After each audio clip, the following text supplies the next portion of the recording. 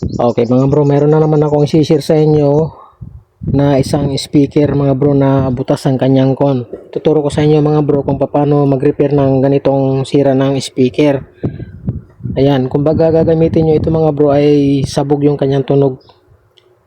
Banarbar, sabi sa Ilocano. Kaya ituturo ko sa inyo mga bro kung paano repairin ito na hindi nyo napapalitan ng buong kon ng speaker. Gamit lamang itong karton mga bro.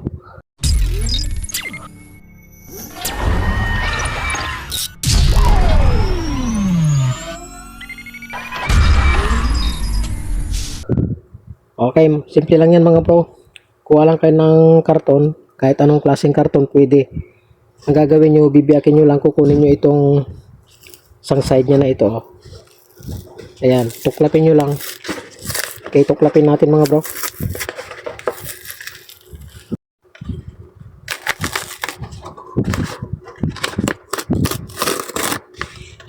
Okay, natuklap na natin mga bro. Ayan.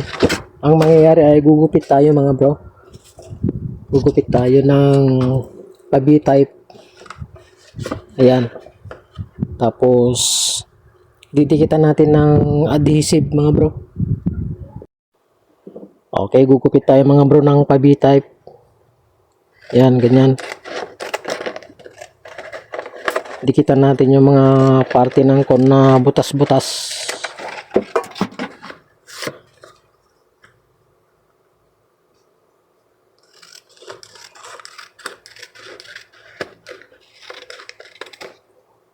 Okay. So, kailangan natin dyan ng mga bro, ito, adhesive, pandikit. Pwede dito mga bro, kahit mga anong klaseng, mga pandikit. Pwede rin ng rugby. Okay, lagyan natin ng adhesive mga bro. Yung gamit natin ay, yung pinandidikit ba sa, yung sa tiles na, kalimutan ko ng tawag doon, yung mga tiles na maninipis lang na nilalagay sa flooring. Ito yung pangdidikit natin.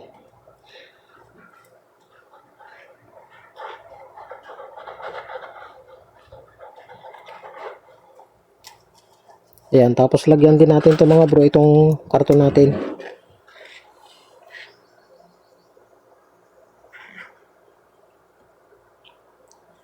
Ayan, lagyan natin para dumikit.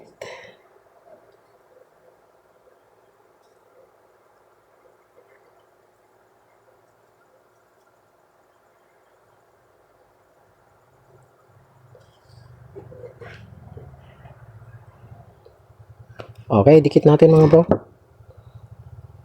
Sa speaker natin na ito yung pagtitesting natin mga bro dun sa D60 amplifier.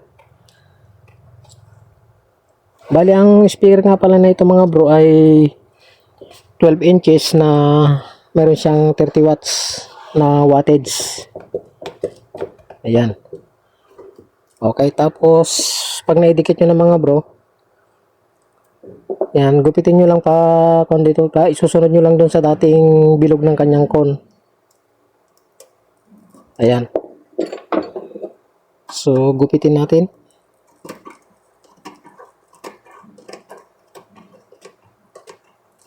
Okay.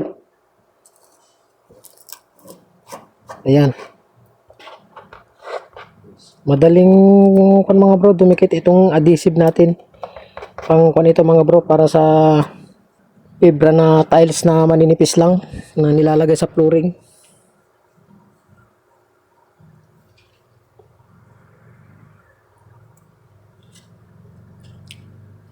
Okay, gupit na naman tayo mga bro ng B-type mga bro. Pang na naman natin.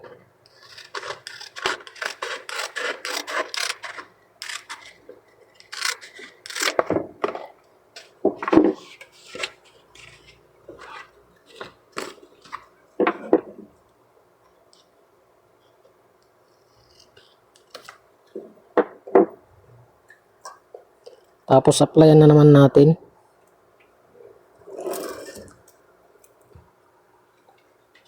Okay, bali gamitan na lang natin mga bro ng madikit sa kamay.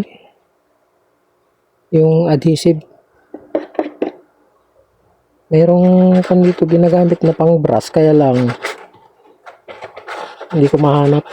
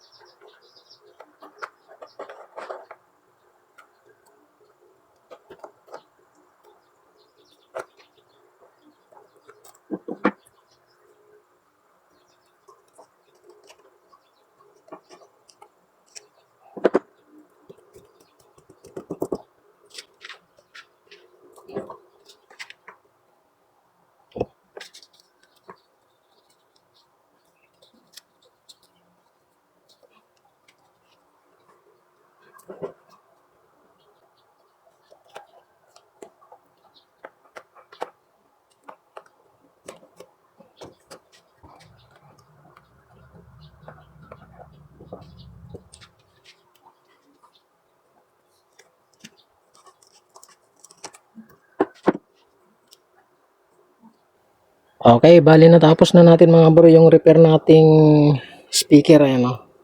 Ayan, matibay na yan. Kung gusto niyo naman mga bro ay i-pull na ninyo yung pagtapal sa karton para mas makapal yung con, mas matigas yung kanyang lagabog. Okay, ayos na mga bro, gumagana ito. Ganun lang mag-repair ng butas na con ng speaker.